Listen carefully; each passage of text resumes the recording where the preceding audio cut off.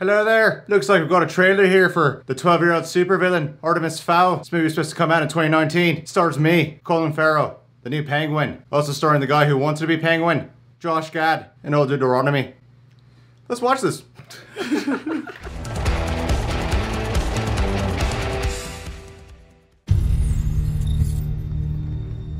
want to know everything about the man you work for. The man? Oh no. This isn't about the father. This is about the son.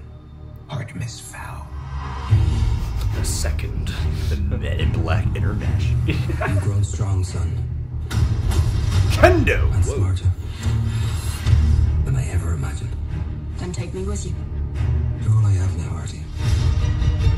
There's just one very important thing I have to do. Die. Authorities launched a worldwide manhunt for the famous collector. He is suspected to have been behind some of the biggest robberies. No. Hello? Your family has taken something of great value from us. Return it to me or I will destroy everything you love. You weren't supposed to see this yet. Your father is in a complicated profession.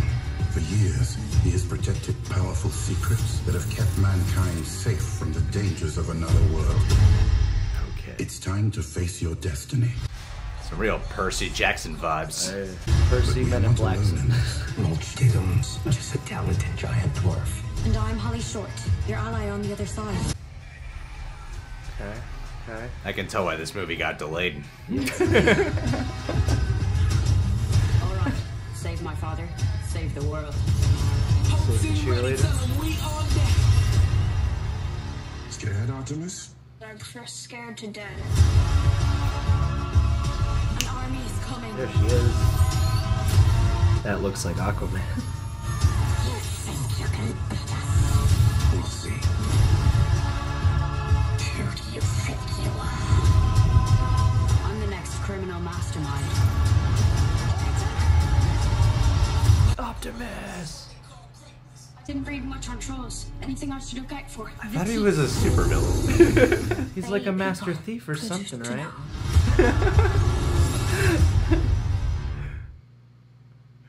Oh boy, that looks like a lot of stuff. That looks awful. Yeah, I mean, that was the thing I kept thinking throughout this trailer was sort of, this looks like a tough sell. If it has the exact right tone, it could be fun and whimsical, but if it doesn't, it's gonna be kind of painful. I mean, I think Kenneth Branagh directed this, right? He can bring a lot of fun fantasy adventure. I think the action looks pretty cool. It looks pretty sweet.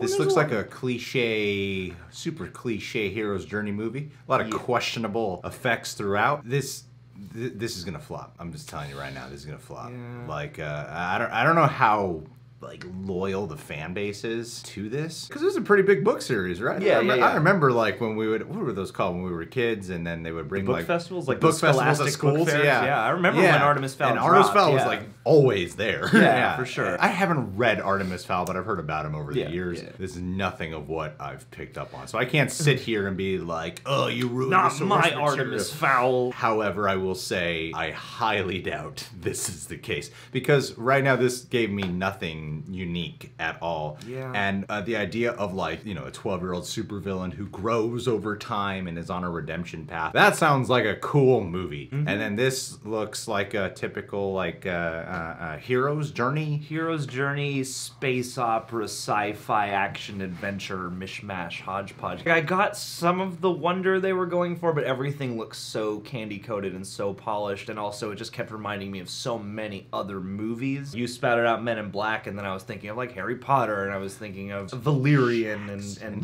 Percy Jackson and a lot of other things. I don't know, there's something about this that, yeah, it doesn't feel like it quite has its own soul on the inside. It just has its unique character setup, you know? Oh, he's the son of the world's greatest thief or whatever. Yeah. This seems like something that has been held up in production for a long time and has probably been kind of polished down into something that looks very shiny, but yeah, I didn't connect with this. Well, the teaser trailer came out, I pulled it up here, 2018 of November. I think this was supposed to come out in 2019. Production delays. Sometimes a movie gets a heavy production delay and the movie ends up fine. I'm saying it looks bad. Yeah. I'm not saying it will be bad. Yeah.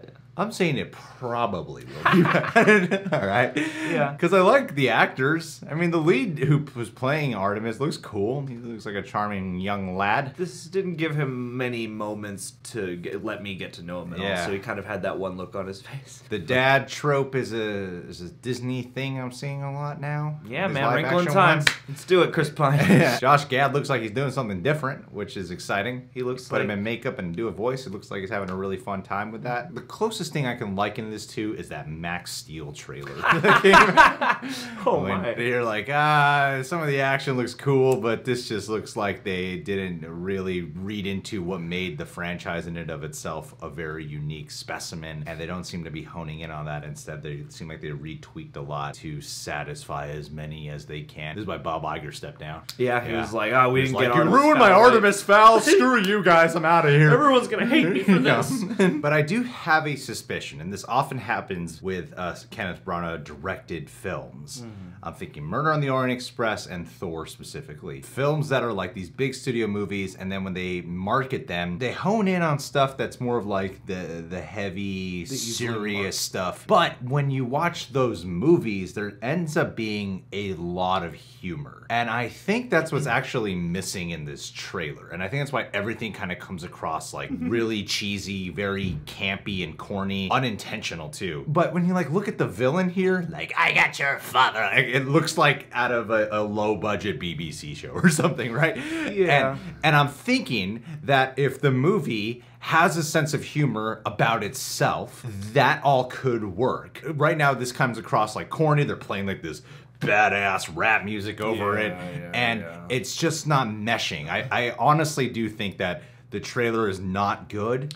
I'm thinking though, knowing Kenneth Branagh films, this could be something that's actually better than what the trailer is currently presenting to us. Well, yeah, because the thing is, this is a PG movie, and this feels like a trailer that wants to convince you of a PG-13 movie, and I think that's partly clashing with its tone and perhaps selling it short. Because, yeah, this needs to look like something that is fantastical enough to engage adults, but that, you know, has the spirit for the kids out there who, A, are being introduced to the book now and who can bond with their parents over those books. And yeah, for what little I do know about them, I guess the main thing that concerns me, because that is a good point, it seems like they've really changed the character dynamics around to the point where this reminded me of just kind of the generic plot line we have now of you're really special because of your lineage, and now you're gonna discover your secret Batcave and you're gonna go on a world-spawning adventure, you know? Couldn't really tell what makes this entirely unique from this trailer. Yeah, we got the page pulled up here on the Disney Channel, which I'm sure they're gonna appreciate us doing this.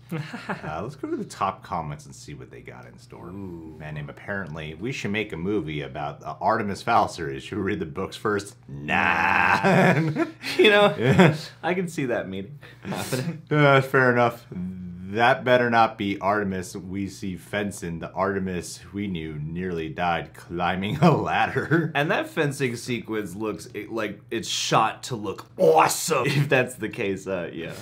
You know what the vibes I'm getting from this are? They're more like stuff like Alex Rider, like I said, Max Steel, Last Airbender, those adaptations. That's kind of the impression I'm more getting. Artemis was the villain in the first book. All the other books are redemption story from his evil. Yeah, that's what I've heard. For Fran's sake, he would kidnap Holly. But no, he has to be the hero because it can't be that we do polyhedric character, right? Disney. Oh, is Holly the girl? Yeah. Oh God. Yeah. I read that. I was like, why are they friends this already? Is going to upset people. Yeah. From the little things I know, when she popped up in the trailer and was like, come on, I was like, wait a minute, aren't you at odds with this guy? Yeah, from the time of watching this video has 246,969 views, and it has 3.6K likes and 1.6K dislikes. My theory stands correct. I think this will flop. Just like how this person's saying, I don't think this will do well at the box office. We'll see when released. Disney Plus would have been a better... This looks like a Disney Plus movie. I'll take book adaptations where they force story elements from later books into the first movie, ruining their chances at a sequel for 400, Alex. Alright guys, well... Artemis Fowl, what do you think? Are we judging too harshly off it? I haven't read the books, but I'm already watching this going like, this does not look that good. I'm gonna apologize for it. I think it looks great. Please, thank you, John. Subscribe to the Reject Nation. Click that notification bell. Check us out on Patreon. We do a lot of stuff over there. If you live in California, presidential primary elections, make sure to vote. Do your civic duty.